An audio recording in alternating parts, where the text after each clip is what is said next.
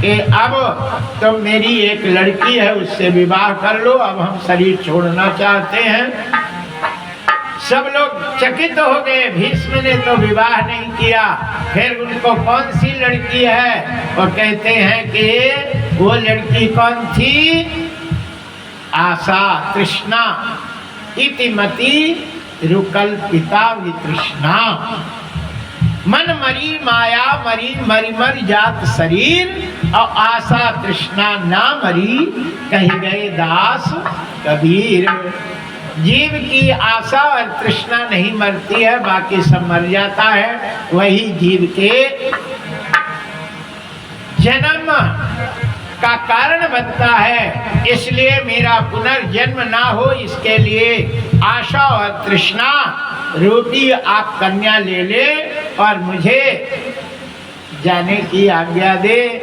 भगवान श्री कृष्ण के सामने भीष्म देखते देखते अपने प्राण पंच तत्वों में विलीन कर देते हैं, और भगवान श्री कृष्ण आदि सब मिलकर के भीष्म का अंतिम संस्कार करते हैं। भगवान श्री कृष्ण अब द्वारकापुरी को चलते हैं, अर्जुन साथ में जाते हैं। वहाँ जाते हैं प्रभास पाटन, जाते हैं चातुर्मास करने के लिए। दुर्वासा आदि ऋषि कृष्ण के यहाँ चातुर्मास करते हैं। कुछ लड़कों ने परीक्षा लेने के लिए शाम को औरत बना करके पेट में लोहे की एक छोटी कढ़ैया बांधी, ऊपर से पेटीकोट और बढ़िया साड़ी पहना के, और बोले चलो बाबा जी से पूछे इसके पेट में लड़का होगा कि लड़की, पूछ ले। मैं बाबा जी के पास गए, त्राहिमाम त्राहिमाम, कहा है ये बहू है, इसके पेट में लड़का होगा कि लड़की है, तू बता दो। बाबा जी ने आंखें मिलिल मिलिल करी और उनने गुस्से में आके कहा कि तेरा काल होगा, न लड़का होगा न लड़की। जय जय श्री सीताराम। वो लोग भगे, लेकिन उस कढ़ैया से मूसर हो गया। उग्रसेन के पास जाते हैं, उग्रसेन से सब बात कहते हैं, और उस समय कहते हैं कि उग्रसेन ने उन लोगों से कहा तुमने बड़ी गलती करी, महात्माओं से मजाक किया, लेकिन कोई बात नहीं, इसको घिस डालो।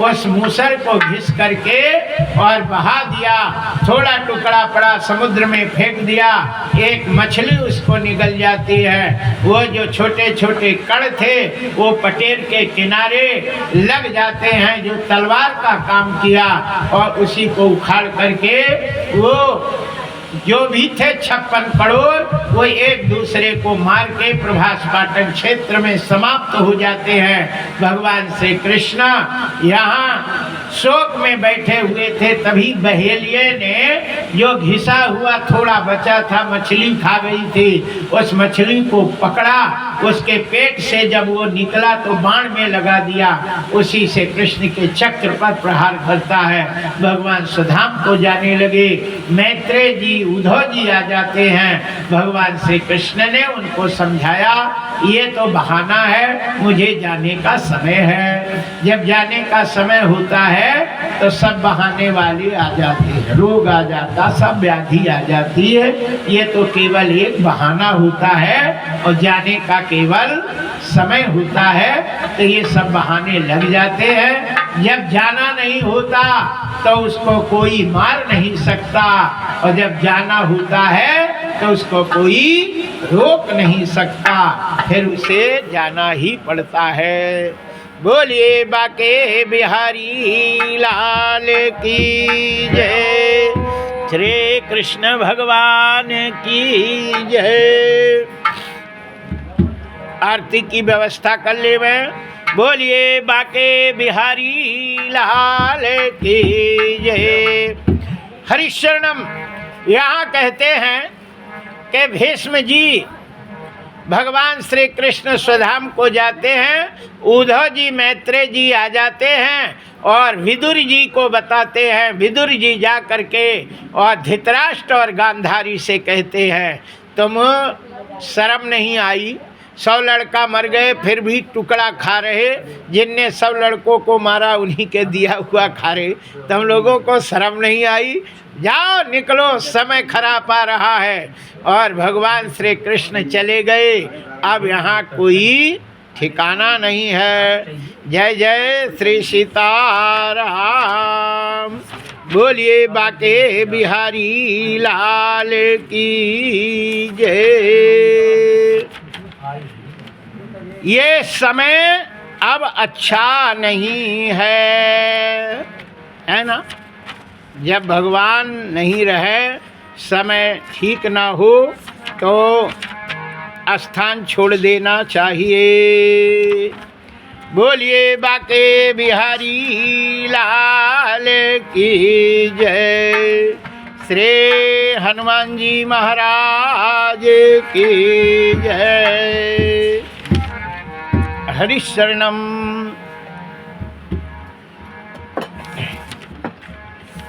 यहाँ श्री पांडवों ने कहा, चल उड़ जा रे पंछी कि अब यह देश हुआ बेगाना। चल उड़ जा रे पंछी कि अब यह देश हुआ बेगाना। चल उड़ जा रे पंछी कि अब यह देश हुआ बेगाना। भूल जब वह मस्त हवाएं, भूल जब वह मस्त हवाएं, उड़ना डाली डाली। जग की आँख का कांटा बन गई चाल तेरी मत वाली। कौन भला इस बाग का पूछे जिसका ना हो माली। तेरी किस्मत में लिखा है जीते जी बिन कान्हा। चल उड़ जा रे पंछी कि अब यह देश हुआ बेगाना। चल उड़ जा रे पंछी कि अब यह देश हुआ।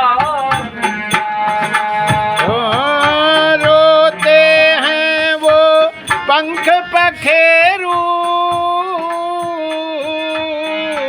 साथ तेरे जो खेले। जिनके साथ लागे तूने अरमानों के मेले। भीगी अखियों से ही उनको आज तू आए ले ली। किसको पता अब इस नगरी में कौन हो अब वो माली। चल उड़ जा रे पंछी कि अब यह देश हुआ बेगाना। चल उड़ जा रे पंछी कि अब यह देश हुआ बेगाना। पांडव लोग कहते हैं कृष्ण के बिना अब सब बेकार है। जहाँ कृष्ण नहीं वहाँ अब रहना नहीं। इसलिए पांचों पांडव हिमालय में गलने के लिए चले जाते हैं। और इधर कहते हैं राजा परीक्षित अपने राज्य को अच्छे से चला ही रहे थे कि बीच में एक काला पुरुष गाय और बैल के जोड़े को मार रहा था। उस समय राजा परीक्षित ने उस काले पुरुष को मारना चाहा, लेकिन उसने कहा मैं कलयुग हूँ, आप मेरी बात सुन ले। और उसके गुणों को देख करके राजा परीक्षित ने उस कलयुग को नहीं मारा, बल्कि 4 जगह रहने के लिए दिया। वो 4 जगह कौन है? अधर्म के 4 पैर और धर्म के 4 पैर होते हैं। अधर्म के 4 पैर कौन कौन है? ध्यान रखना। सबसे बड़ा अधर्म का पैर है दारू पीना, है ना, ये पहला पैर है। दूसरा झूठ बोलना, ये भी अधर्म का पैर है, झूठ नहीं बोलना चाहिए। तीसरा पैर है निर्दयता, दया सब में होनी चाहिए। तो तीसरा पैर निर्दयता है और चौथा पैर आसक्ति है। ये 4 पैर अधर्म के हैं, यहीं पे तुम रहना। जहाँ दारू पी रहे हो वो अपवित्रता होती है, और जहाँ जुआ खेलते हैं वहाँ झूठ बोला जाता है, जहाँ मांस खाते हैं वहाँ निर्दयता होती है, और जहाँ वैश्यावृत्ति होती है वहाँ आसक्ति होती है। ये चार पैर धर्म के हैं, यही तुम रहना। पुनः याचमानाया जात रूपा मद प्रभु। फिर कलयुग ने पूछा कि महाराज दारू बिना पैसे के मिलेगी नहीं, बिना पैसे का जुआ नहीं खेलेंगे, बिना पैसे का मांस नहीं मिलेगा, बिना पैसे की वैश्या नहीं मिलेगी, पैसा कहाँ से आए? तो राजा परीक्षित ने कहा पैसे का व्यवस्था हम तुम्हें बताई देते हैं, धन के 10वें हिस्से में तुम रहना। इसलिए एक ने पूछा कि महाराज 11 रुपया ही क्यों, है ना? तो याद रखो 10 रुपये में पाप रहता है, 1 रुपये में पुण्य रहता है, तो पाप के साथ भी 1 रुपया पुण्य का दान करना ही चाहिए। 10 कलयुग में पाप रहता है, 1 रुपया पुण्य, इसलिए 11 रुपये की व्यवस्था रखी गई है। जय जय श्री पुनः याचमाना जात रूपम मद प्रभु ततो नतम मदम कामम रजो वैरम च पंचमा। 5वां हिस्सा 10वें हिस्से में है। एक कथावाचक कह रहे सोने में कलयुग निवास करता है। अरे सोने में नहीं, सोने में तो भगवान वास करते हैं। कलयुग 10वें हिस्से में निवास करता है, चाहे सोना हो, चाहे चांदी हो, चाहे संसार में सब चीज़ें, सब में 10वें हिस्से में रहता है। जो 10वां निकाल देता है उसमें कलयुग नहीं रहता। कहते हैं कि राजा परीक्षित युधिष्ठिर अपने धन रखते थे, 10वां दान करके रखते थे, लेकिन सबसे अंतिम राजा जरासंध का वध किए, उसका मुकुट 10वां था जिसे दान कर देना था, लेकिन भीम पहने चले आए, मणियों से लगा हुआ था। एक दिन राजा परीक्षित ने वो 10वां मुकुट जैसे धारण किया, जो दान करना था, उसी से उनकी बुद्धि खराब हुई और उसी से उन्होंने राजा समीक के, ऋषि समीक के गले में सर्प डाले आए और सिंह ऋषि ने श्राप दे दिया। राजा परीक्षित ने जन्मेजय को राज्य दे करके और यहाँ अनशनव्रत करते हैं। उसी समय यहाँ सभी ऋषि महात्मा आ गए। सुखदेव जी आते हैं, सुखदेव जी से प्रश्न पूछते हैं मरणासन्न व्यक्ति को क्या करना चाहिए, मनुष्य मात्र का क्या कर्तव्य है। इसका उत्तर हम कल की कथा में ठीक 2 बजे से हम आपको कथा में बताएंगे। कल 3रा दिन होगा और 4थे दिन भगवान श्री कृष्ण का जन्मोत्सव होगा, मतलब परसों। आज मंगलवार है, कल बुधवार है। गुरुवार को भगवान श्री कृष्ण का जन्मोत्सव मनाया जाएगा। और हमारे अविनाश के यहाँ जो भी कार्यक्रम होता है वो जानदार होता है, अच्छे लगन से। जो भी हमने देखा है जजमान बहुत मिलते हैं, लेकिन जो भी काम करते हैं वो प्रेम से दिल से करते, नहीं तो करते ही नहीं। जय जय श्री सीताराम। कल बुधवार है, परसों गुरुवार को कृष्ण जन्मोत्सव मनाया जाएगा। और बस कृष्ण जन्मोत्सव के बाद तो कथा कम रह जाती है, जल्दी खत्म होती है। बोलिए बाके बिहारी।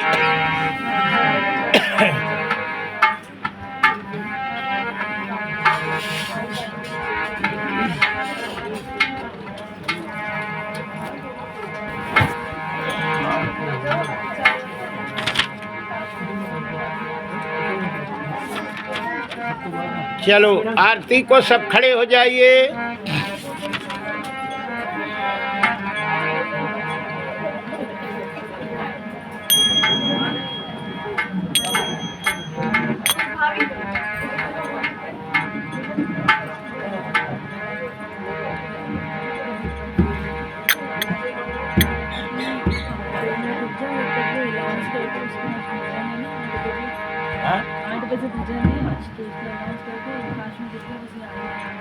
बस तो आरती तो वो लाइट तो आ जाए।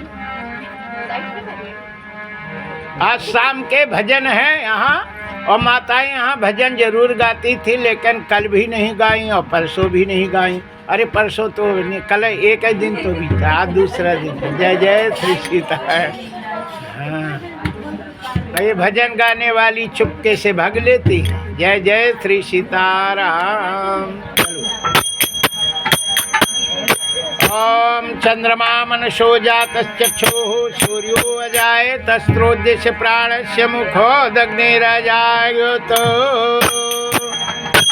आरती अति पावन पुराण की, आरती अति पावन पुराण की, धर्म भक्ति विज्ञान खान की आरती। आरती अति पावन पुराण की, आरती अति पावन हे धर्म भक्ति विज्ञान खान की, धर्म भक्ति विज्ञान खान